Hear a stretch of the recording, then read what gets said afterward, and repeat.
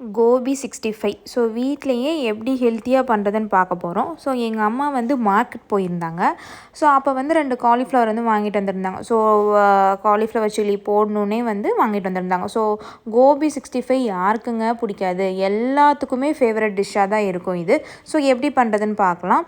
First வந்து cauliflower வந்து நல்லா க்ளீன் பண்ணி ஸ்மால் பீசஸாக கட் பண்ணி எடுத்துக்கிட்டோம். ஸோ 2 காலிஃப்ளவர் இருந்ததுனால ஸோ நாங்கள் 2 ஃப்ரை பண்ணிடலான்ட்டு எடுத்துக்கிட்டோம். ஸோ இது நல்லா வந்து கட் பண்ணிவிட்டு ஒரு பவுலுக்கு ட்ரான்ஸ்ஃபர் பண்ணிவிட்டு ஸோ வந்து ஒரு பேனில் வந்துட்டு ஹாட் வாட்டர் நல்லா பாயில் பண்ணி எடுத்துக்கணும். எதுக்குன்னா இதை வந்து க்ளீன் பண்ணணும். பிகாஸ் காலிஃப்ளவரில் வந்து யூஸ்வலாகவே நிறைய வந்து புழு இருக்கும். ஸோ அதனால் வந்து என்ன பண்ணணும்னா காலிஃப்ளவர் ஒரு பவுலுக்கு ட்ரான்ஸ்ஃபர் பண்ணிவிட்டு அதில் உப்பு போட்டுட்டு லைட்டாக மஞ்சள் தூளும் போட்டுட்டு நல்லா கொதிக்கிற தண்ணியில் வந்து இது போர் பண்ணி வச்சுக்கணும். ஸோ போர் பண்ணி வச்சோன்னே என்ன ஆகும்னா அந்த ஹீட்டுக்கு வந்துட்டு ஏதாச்சும் புழு இல்லை ஏதாவது இருந்துச்சுன்னா எல்லாமே மேலே வந்துடும். ஸோ அதுக்கப்புறம் வாஷ் பண்ணிவிட்டு மேக்னேட் பண்ணணும். ஸோ மேக்னேட் பண்ணுறதுக்கு தேவையான பொருட்கள் வந்து பார்த்திங்கன்னா கரம் மசாலா, காஷ்மீரி சில்லி பவுடர், அப்புறம் வரமிளகாய் தூள், கார்ன்ஃப்ளவர் மாவு கொஞ்சம் அண்ட் கோதுமை மாவு. ஸோ வீட்டிலே கொஞ்சம் ஹெல்த்தியாக பண்ணணுங்கிறதுக்காக நாங்கள் இதை மட்டும் தான் ஆட் பண்ணுவோம். ஸோ இதை ஆட் பண்ணாவே வந்து கோபி 65 வந்து சூப்பராக இருக்கும்.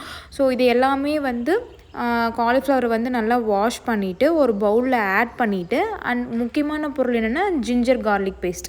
ஸோ இஞ்சி பூண்டு நல்லா வந்து மிக்சியில் போட்டு நல்லா அரைச்சி வச்சுருக்கோம். ஸோ அதை வந்து ஆட் பண்ணிவிட்டு உப்பு தேவையான அளவு உப்பு. ஸோ எவ்வளோ காலிஃப்ளவர் நீங்கள் போடுறீங்களோ அதுக்கு தேவையான அளவு உப்பு.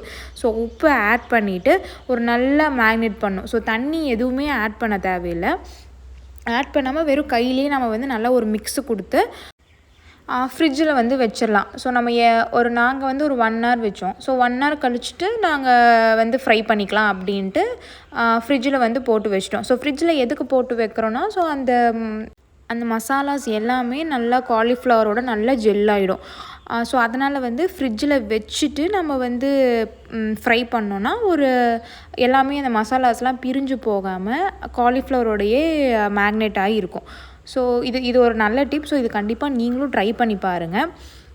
அண்ட் நெக்ஸ்ட்டு வந்து ஒரு பேனில் நல்லா ஆயில் போட்டு நல்லா ஹீட் ஆனதுக்கப்புறம் காலிஃப்ளவர்ஸை வந்து எல்லாமே போட்டு பொரிச்சு எடுக்கணும். ஸோ இன்றைக்கி ஆஃப்டர்நூன் வந்து பார்த்திங்கன்னா தக்காளி சாப்பாடு தான் செஞ்சோம். ஸோ அதுக்கு வந்து கோபி 65 வந்து ஒரு நல்ல காம்பினேஷன் தான் நான் சொல்லுவேன். எங்களுக்கு ரொம்ப ஃபேவரட் டிஷ்ஷு. ஸோ கண்டிப்பாக நீங்களும் இந்த மெத்தடில் வந்து ட்ரை பண்ணி பாருங்கள். அண்ட் எங்கள் வீட்டில் வந்து குட்டி பாப்பா இருக்குன்னு ஆல்ரெடி நான் சொன்ன மாதிரி ஸோ அவங்களுக்கும் வந்துட்டு நாங்கள் வந்து அரிசி கஞ்சி நான் நேற்று வீடியோவில் போட்டிருந்தேன். ஸோ அதை தான் இப்போ செஞ்சு கொடுத்தோம். ஆஃப்டர்நூன் வந்து அவங்களுக்கு கொஞ்சம் பசியாக இருக்கிறதுனால நாங்கள் அரிசி கஞ்சி தான் கொடுத்தோம்.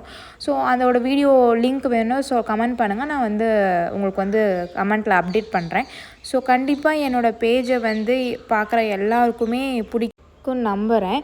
ஸோ என்னோடய பேஜில் நீங்கள் பார்த்திங்கனாவே ஒன்லி ஹெல்த்தி வீடியோஸ் மட்டும்தான் நான் அப்டேட் பண்ணுறேன். அண்ட் எங்கள் பாப்பாவுக்கும் என்ன ஃபீட் பண்ணுறோம் and cooking and planting so இந்த மாதிரி வீடியோஸ் தான் இருக்கும். ஸோ கண்டிப்பாக சப்போர்ட் பண்ணுங்கள். மறக்காமல் பேஜை வந்து சப்ஸ்கிரைப் பண்ணிக்கோங்க.